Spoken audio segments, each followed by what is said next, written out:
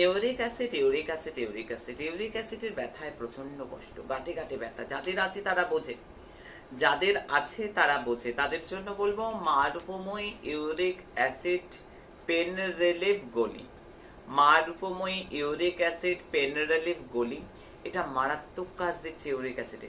কেরালা বলো, তামিলনাড়ু বলো, দিল্লি বলো, বম্বে বলো, আমাদের বাংলার মধ্যে বলো, বাঁকুড়া, বীরভূম, মেদিনীপুর, মুর্শিদাবাদ, বহরমপুর, আজকে দিকে দিকে মানুষ ভালো আছে।